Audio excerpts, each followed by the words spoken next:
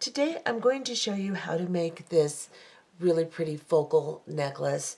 I haven't decided the name of it yet. I am using some of the beads in the Splash of Color treasure bag. I have also changed it up and shown you how to make the exact same necklace with a different style of beads. So these are cuboids and these are the crystals in the bag. I have used a little bit different pendant here. I discuss all the beads in the tutorial and where you can get them and so on and so forth. But I wanted to make sure, since I only made 200 bags of the Splash of Color, so that means the majority of you will not have one, I wanted to make sure you could still do this style of necklace if you wanted to. So you can use a different style of beads and do the exact same thing. You can also change this out. It doesn't even have to have a pendant. You can put something else for your focal. You can wrap something, wire wrap it and hang it there too. So let's go ahead and look and see. Let me pick one up just so you can see it a little bit closer here. This is what this looks like. Really, really turns out pretty. So let's go ahead and look at the material list and get started on this particular project. Okay, for this project, I'm going to use beads in the Splash of Color treasure bag. However, I'm also going to show you how to do it with an alternative selection of beads so that you can see that this can be done even though you do not have the treasure bag or maybe these beads. Now, what we're going to be using from the treasure bag is this little champagne multicolored pendant that's in there. And we're also going to be using the 10 imitation Swarovski rectangular crystals here. Now, I will have some of these on my website real soon. I do not have any right now, but they are on order. So I will get some of these if you'd like to do this. I have some of these pendants exactly already, and I will have some in other colors when my order comes in. So you can get one of these pendants if you would like. And that's just so that you know that you can do this method if you like it and you really want to make this method. It will be available to you soon. We're also going to be using, you can use the chain from the Splash of Color treasure bag. It matches really well with the pendant. However, with the findings on the pendant. However, my head pins and jump rings and things that I'm using do not match all that well. So you can go ahead and use this chain, or I may decide to go ahead and just use some beading chain because it's closer to the findings. And I will see as I move through this project what's going to look better. But I can show you both methods. If you're going to use your beading chain, then you don't need any of these little crimp ends. However, if you're going to use your regular chain, if you're going to use your beading chain, you do need some of these little crimp ends. And I have these on my website also. So if you want to do that, you can. And then we're going to use some jump rings. And I have 7mm jump rings. They're 7mm in diameter with a 6mm inner diameter. And that's going to be important for this to fit well. So you'll want to have real close to this size. You may be able to modify it slightly to fit a different size, but you should have some of the 7mm round jump rings if you can. And I'm using like a 20 gauge. It's a nice heavy gauge so that everything stays together well.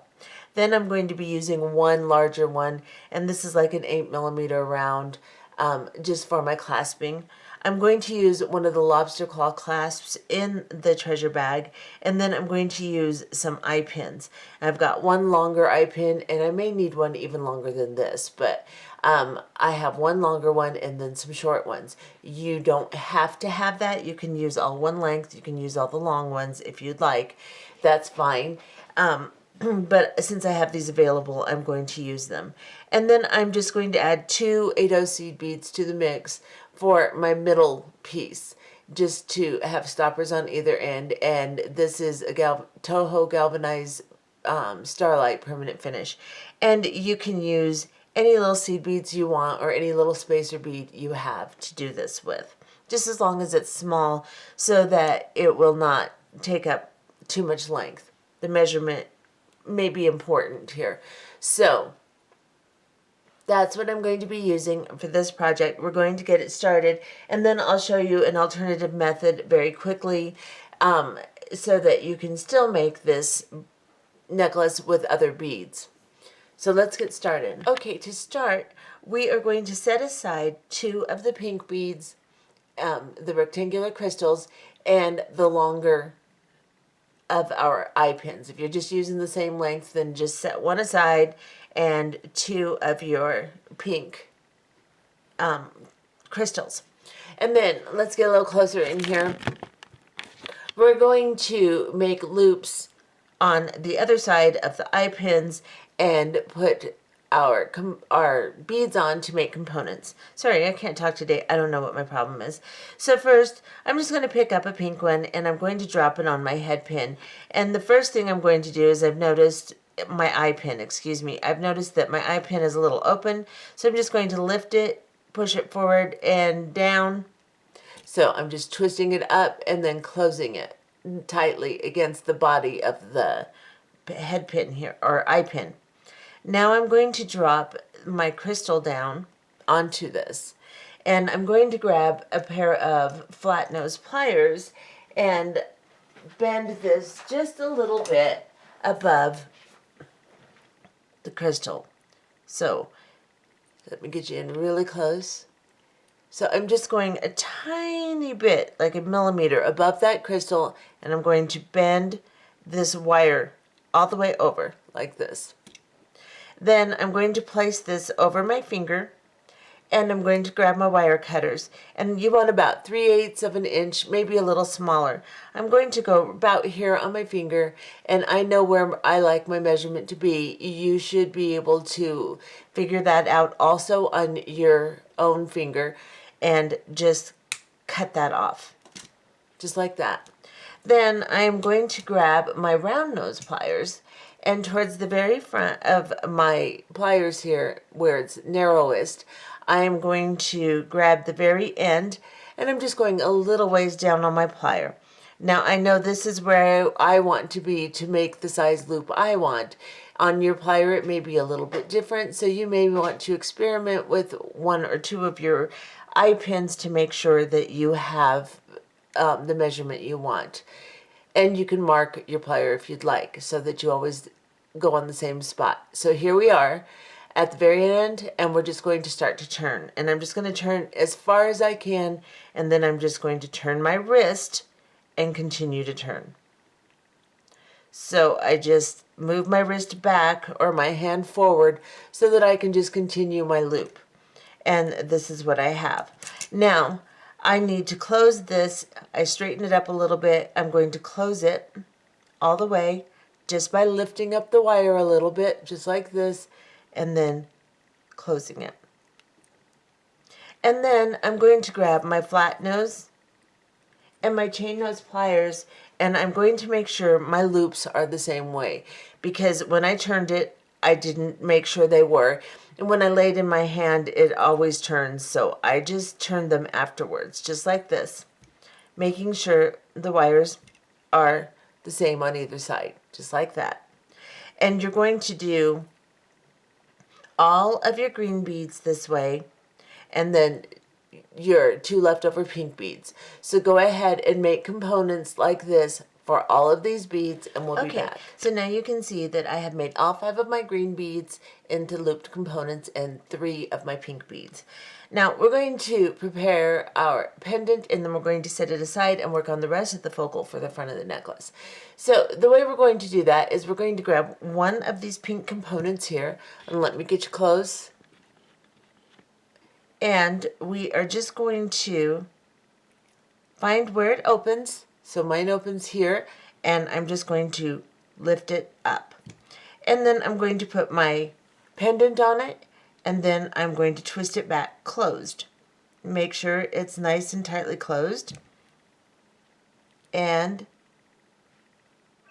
that's what that should look like. Okay, so now that our pendant is prepared, we're just going to set it aside. And then we're going to go ahead and grab my longer head pin. Now, you can be using all the same size, so it might not matter for you, but you want a little bit longer head pin for this one if you're using short ones. Make sure to close the eye pin on this side. If it's a little bit open, just lift it up and close it just like we've been doing. And then we are going to put onto it a 8-0 seed bead. Excuse me, I don't know what my problem is today. An 8-0 seed bead, and then we're going to grab one of our components and put it on. Make sure that your loops are closed on your components, and then you're going to grab one of your pink beads that you left out of the components that you were making and put it on here. And then you're going to grab another of the green components and then another pink bead and then another of the green components and an 8-0 seed bead. Come here, you. Okay. So this is what I have. Make sure everything's nice and neat, hangs nicely, looks good. And then just hold it in your hand to where the beads are nice and tight against your eye pin loop here. So I'm holding my hand to get all that really tight. And then just a little bit away from that 8-0, I'm going to go a little bit more than a millimeter this time, just a little bit away, because I want a little bit of slack in this so my beads move just a little bit or I can't do my next step. Then I'm going to bend this over just like that, and then I'm going to place it on my finger again, and I am going to cut it, my measurement, and turn another loop. So just turn your loop all the way tight, just like you did with your other components. And if you need to adjust it a little on one end, you can. Just get a little loop there. And then I'm just going to make sure my loops are the same on either side, just like I showed you with the other component, just like that. And now that they're laying down, you can see that they're nice and even. And I have just a little bit of slack between these beads so that my next step will be a little easier. If you have these on here really, really tight, it's hard to do the next step. So now I'm going to grab one of my 7mm round jump rings here, and I am going to open it. So I'm just going to place my plier on one side, get to close. Here's the opening of my jump ring. I'm going to grab my other plier and open it. Cover as much surface of the jump ring as you can when you do this, because if you're using a heavy gauge jump ring, which you should be, you get more control that way. So you want one plier to cover half and the other plier to cover the other half as you twist it open. And then we're going to slide these green components on here, just like this. Now, if you don't have enough slack between your beads on this unit here, this is going to be difficult to do. And so you will know that you have to redo that. And then we're just going to close this jump ring the best we can. And it's a heavy gauge, so give me just a minute. I can't get quite enough room on here. There we go. And get that nice and closed tightly the best I can. And this is going to be in a rather tight on here, so you don't have a lot of slack to move around. If you want to move your little bottom loops a little bit so that they lay on here a little bit neater, you can do that. You can kind of move them to the side, whatever you want, just to kind of make sure that they're kind of even. They're not going to be perfect, but they're on there pretty good. Let's see. Maybe I want to move this one in a little. just adjust them just slightly. They don't have to be, like I said, perfect, but what I'm talking about is just the way they lay inside the ring here. You can get them to lay nice and neat by just moving them just very gently with your flat nose pliers. Don't get too carried away because you'll weaken your loops and then they'll break. So just move them just a little bit until you're happy with what it looks like. And then you're going to grab your pendant component, and on the other end you're going to open it where it opens here. I'm just going to twist this open, and I'm going to slide it on this jump ring and then close it.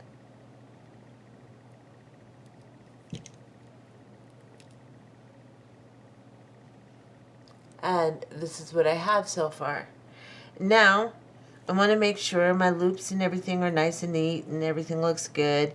And then I'm going to grab some jump rings, and I've opened some of my 7mm round jump rings here.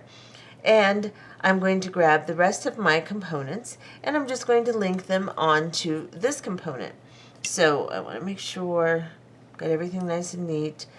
And I'm going to grab one of my jump rings. Like I said, I've already opened them, so I'm just going to slide one on here and drop one of these components on it.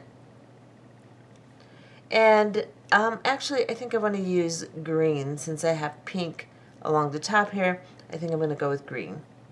So I'm going to drop a green one, and then I'm going to grab that jump ring again and close it. Nice and tightly. And then I'm going to grab another of my jump rings, slide it onto this one, and grab a pink component and drop it down and close it.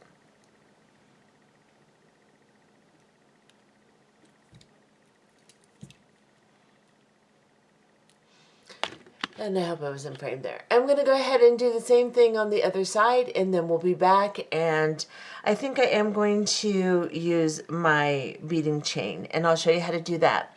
Otherwise, we can just attach the regular chain, and we'll discuss that when I come back. So I finished this side. Now, at this point, you could go ahead and just open this loop and drop like a 7-inch piece of chain from your treasure bag, the Figaro chain, onto your component here.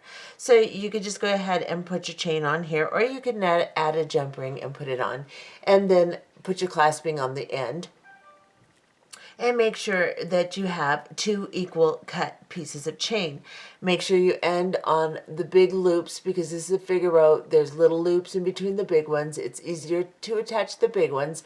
So just cut 2 equal length pieces and pop them on there. And then when I do my clasping, you can do the same with your chain. Just pop your clasping onto the chain. Either open the link or put some little jump rings on there and attach it to your clasping. Now, I know I said 6 inches of chain in the beginning. That's going to give you a 16-inch necklace. And unless you're very small, that's going to be kind of small, and you'll need to put an extender on. I have now cut 7 inches of my beading chain, and that's going to give me an 18-inch necklace. I can always put a couple jump rings on the end for an extender if I need it. 18 inches works really well for me. If you want your necklace to be longer, cut longer chain so that you will have a 20, 22-inch, whatever you need. Just add that amount to the chain you cut. I have cut, like I said, about 7 inches, and I've prepared my ends. I'm going to show you how to prepare the ends of beading chain. It's going to match in a little bit better with the color of my components, so that's why I've elected to do this. You do not have to do it this way. You can use any chain you want. But I am going to use some of these little crimp ends. Let me get you in close. And you can see that there's a loop and a little tube on the end of it here. I am going to grab this, and I'm going to put it into my crimp pliers, and I know my finger's in the way. I'll show you in a minute. if I can get my fingers to work. It's a problem when your forefinger doesn't work. It makes life a little bit more difficult. Of course, I did this 4 times just fine, but now that my camera's on, you know. Okay, so this is what I was trying to accomplish. Take your crimp tube, put it into your crimping pliers on the tube closest to the hand, or the groove closest to the handles in your crimping plier, just like this. Put it in there flush or even recessed just slightly, so that when you crimp, you will crimp the end of the crimping tube. Then you're going to grab your beading chain and you're going to slide it inside that tube, just like this. And make sure you can feel it hit the end of the crimp tube, and then squeeze. And this is what you should have, just like this. Then you're going to take this sideways now, so that the 2 tubes that have formed on either side of this indentation, they're going to touch the crimp plier right on either side like this. Turn it over so you can see it. Again, flush or recessed into the crimping plier.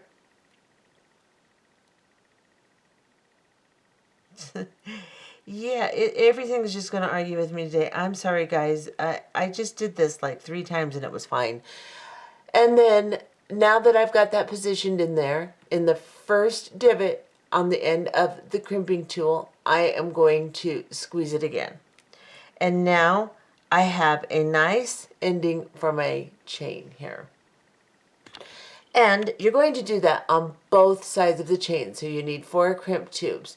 You're going to do it on both sides, on both chains, just like this. And that way you can then attach it to your necklace. So I'm going to back off. If you want to, you can use a jump ring. I'm going to see how this works, just putting it directly into the little loops on my actual components. So again, I'm just going to lift the loop open here on this component and drop this little chain down and then close it. Let's see. Yeah, I think that's going to be fine. And then I'm going to go ahead and do this side.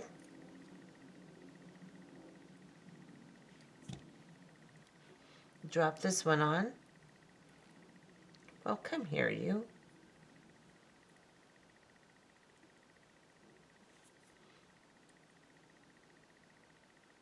And close that loop. And then you can see that's really pretty on there. Yeah, I like the way that looks. And like I said, use any chain you want to use. I just decided that with the color of my components, this chain isn't going to look quite as good. So I've decided that I would change that. Now I'm going to find a small jump ring. Let's see if I can get my jump rings out here.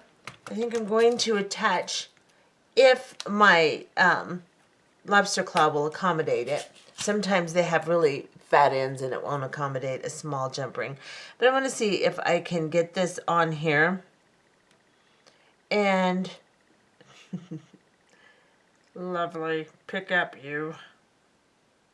So I've positioned this little jump ring in my flat nose pliers. I'm sorry, it's like a comedy show today. I can't get my poop in a group to save my life. Now I'm going to place this little jump ring on here. And the end of that lobster claw is kind of fat, but I think it's going to fit okay. We'll see if I can close it properly. Just drop the chain on, drop the lobster claw clasp on, and then close your jump ring the same way you opened it. And I was successful. Not graceful, mind you, but successful. So there's that ending. And then I can just grab like 3 or 4 of my bigger jump rings and put it on here. That way I will also have an extender on this end. So I can just open up some of my jump rings. You can just do 1 if it's the length you want and you don't need an extender. But if you're selling your pieces or you don't really know what size the person you're making it for will need their necklace. An 18 inch is a pretty good bet, and then you can always add an inch or two with some more jump rings or chain on the end as an extender. Just make sure that your lobster claw you're using will fit nicely over your jump ring, like that. And just connect several jump rings together for an extender. And then you always have a fit for the unknown. Like I said, you don't always know what size, if you're giving it for a gift, where they like to wear their necklace, what length on their chest. So it gives an option here. So I'm going to put 3 on. I'll probably put more than that on. I'll probably make sure that it's at least an inch, maybe 2 long extender. And this is what this looks like. Let's see. Now, see, this does kind of want to go around and bind a little bit. So you could put little jump rings here. It's really not too terrible, but if you wanted to add little jump rings between your chain and your components, that is just fine too. You can do it however you think is going to be best. And then this is what this looks like. And I think this turned out really, really pretty. Okay, come here. Yeah, jump ring might be a good idea there. I think I'll probably put some little tiny jump rings there, just because the chain wants to kind of stiffen up. See how it's kind of not going where I want it to? So I'll probably put some little jump rings there, and I'll show you after I'm done. But this is what this looks like. Let's get really close to it. Just really pretty. And then I'm going to go ahead and show you an alternative method. Not method, it's the same methodology, the same pattern. We're just going to use some different beads and a different pendant and discuss some options for different pendants also. So let me gather things together for that one and we'll get started. I want to show you real quick. I added some little 4mm jump rings here, and it is much better. So I recommend that you add the jump rings here. However, that did make my necklace a little bit longer. And 6.5 inches of chain is probably long enough to make an 18-inch necklace. I'll show you what I ended up with, just so you can judge this, because even mine is just a little over 18 inches, but it's a little bit longer than I would probably wear it. I would like it up a little bit higher so that this hangs in the right spot on my chest. But let me show you. So the 9-inch mark right here is where my class would have to end for it to be 18 inches. So it's at the 1/2 inch here. So it's 19 inches, plus I made an extender. So you may want to cut your chain a little shorter. Measure it, lay it on your bead board like this. Let me see if I can get a little closer.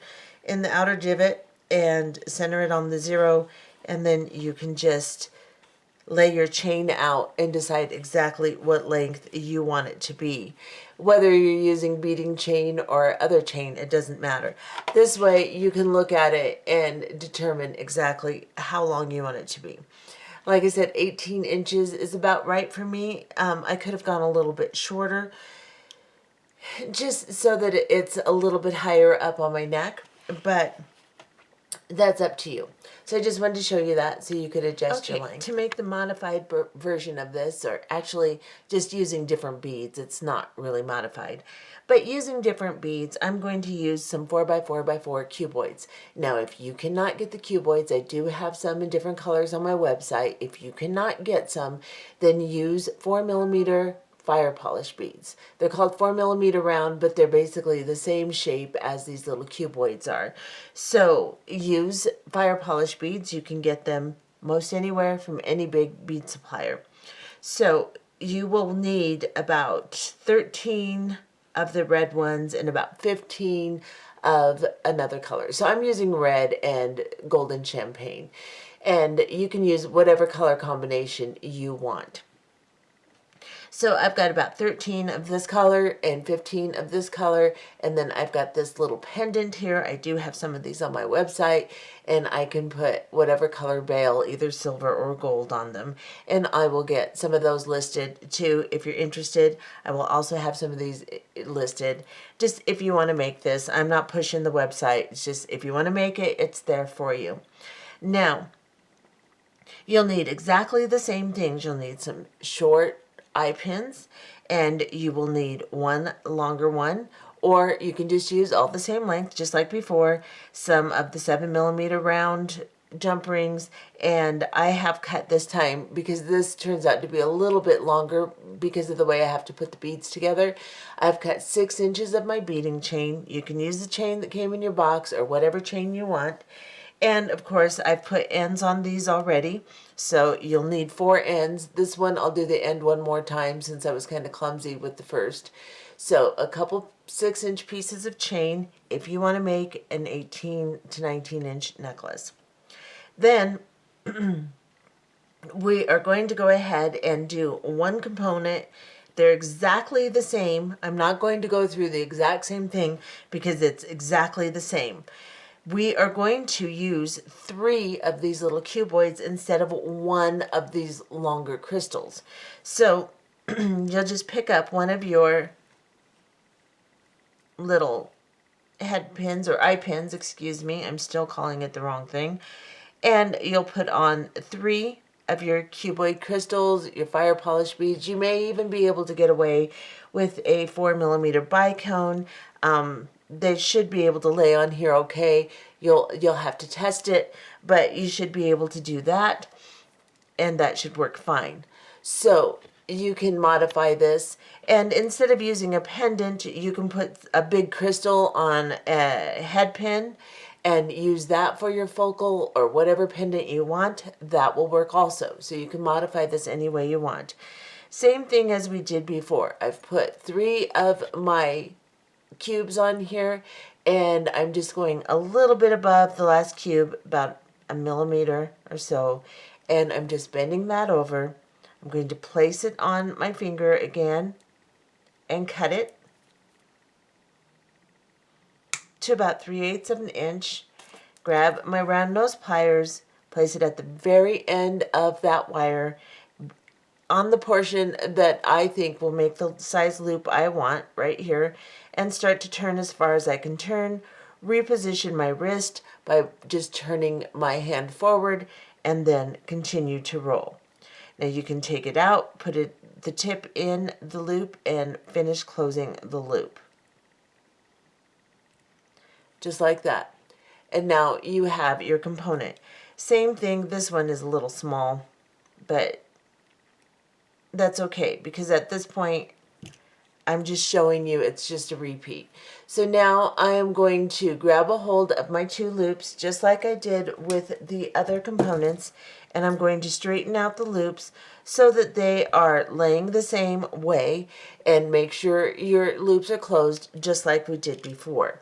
Then you are going to make 3 red ones, or whatever your first color is, and 5 of the same component of the other color. So I have 5 here. I've already made my center component because there's no point in going through this whole thing again. The only change with this is you will have 3 of these, 5 of these, and then when you make your center component, instead of putting on 3 beads in the middle, like we did this one with 1 each, you're going to use 2 cuboids. You're going to put it together exactly the same way. You're going to leave a little bit of slack so that your components will move, and you're going to turn that center wire exactly like we did with this component. Then we're going to go ahead and put this together. So I'm going to grab one of these. Now, in the center here where I attach my my little pendant, It is a little bit longer because I did a 3-unit. You could do a 2-unit here if you'd like to shorten it a little, but it's a little bit more dramatic this way. You can do it however you would like. Now we're just going to open up one of these 3 beaded components, the red one, and put it on our centerpiece that we've made. And close that. And then again, we're going to open the centerpiece on the other side, or this 3 beaded component on the other side, and drop the pendant on it.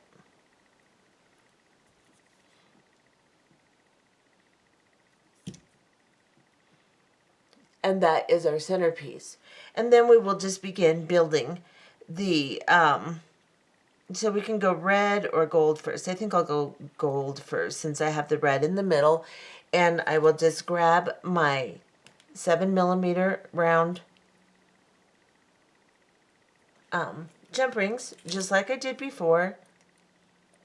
And I will attach this component to this one. And I know I'm going quickly, but this is just a repeat. The only thing that's different is the beads we are using. That's the only thing that's different. It's pretty much all the same. So you should be able to do this by following the tutorial in the beginning. Then I'm just going to drop on one of these red ones and close it. And this is what I have so far. I'm going to go ahead and put the other side on, and then we'll come back and put the chain on the end, and I'll show you one more time how to end that beading chain, or of course you can just connect your regular chain like we discussed in the beginning of the tutorial. Okay, so I did the other side and I went ahead and put on the beading chain. I put on a little 4mm jump ring and then just slid it on like it did on the other necklace, and this is what this looks like. Now this turned out really pretty. We're going to go ahead and finish this side. I went ahead and put on the beading chain, and I did my end here with the jump rings for my extender, and on this side I will go ahead and put on the beading chain, and again, just so you can see how this works. So take your crimp bead, place it inside the crimp plier or the crimp tool. Make sure it's either flush or a tiny bit recessed into the tool. This is the flat side of the tool, so you can see exactly how it's placed inside there. You want to crimp towards the end and not towards the top because it'll just crush. Then take your chain and put it inside that crimp tool. Let me get just a tiny bit closer here. So I'm just going to take the chain, I'm going to drop it inside that crimp tube until I feel it touch the end of the crimp tube, and I'm going to squeeze. And this is what I have right here. Now I'm going to turn this sideways in my crimp tool, and I'll turn it over so you can see it's recessed in there, and I'm going to squeeze again. I've put it in the divot closest to the tip of the crimping tool and just squeezed. Now I'm going to squeeze that again because that one isn't quite as pretty, and of course, you know, because I'm trying to make a point here. There we go. Squeeze it again. If it doesn't crimp down really pretty around, you can just put it back in that first divot and just squeeze it a couple of times. And then you've got your end here. Now that one isn't quite as pretty as the rest. You can see how they normally are. I'm doing this as quickly as I can so that this tutorial isn't really long. And let me just clean this one up a little bit because it's bugging me. And that is how that looks on the ends.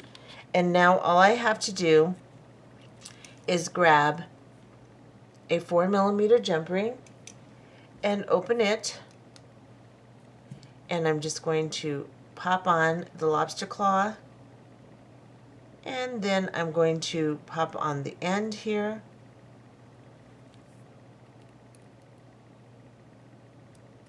and you've done the exact same process. Turns out really gorgeous. And you have a really, really pretty necklace now. Okay, come on, stop it. Everything's going to argue with me today. Everything. Just everything. So, let me back off and show you what that looks like.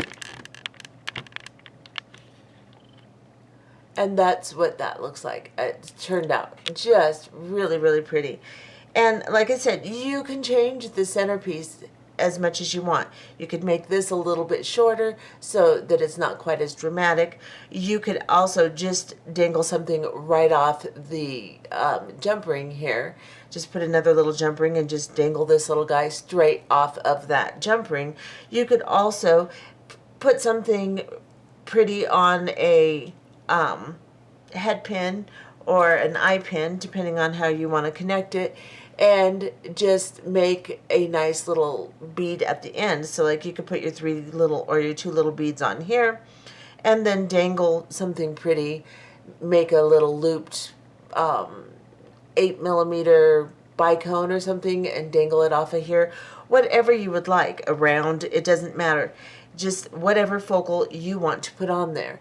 You could even just make a longer one of these with both colors and dangle it off the end here so that it's just longer and you have that kind of focal.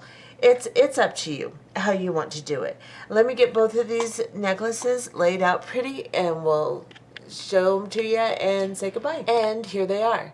And I think they're just gorgeous. And I did put them on and they hang beautifully on your neck. And where they hang on your neck is totally up to how long you make your chain on the back here. So, and of course, like I said, you could adjust the length of this one. It's more dramatic, so it's going to hang a little bit longer. But I think they turned out really pretty. And like I said, later I will have some of these beads. If you really want some, I'll have some in different colors. I'll have some of this pendant in different colors also. And these I will go ahead and list and in different colors. And I have a bunch of different colors of the cuboids too. So like I said, I'm not pushing the website, but I want to have everything available to you that I use or available somewhere. So if you can't get the cuboids, then you can get fire polish beads or use something else. You should be able to modify this to make it work with several different types of beads if you just change your, just modify it slightly. Anyway, that's how this is done, and I hope you enjoyed this tutorial, and we'll see you in the next one. Bye-bye.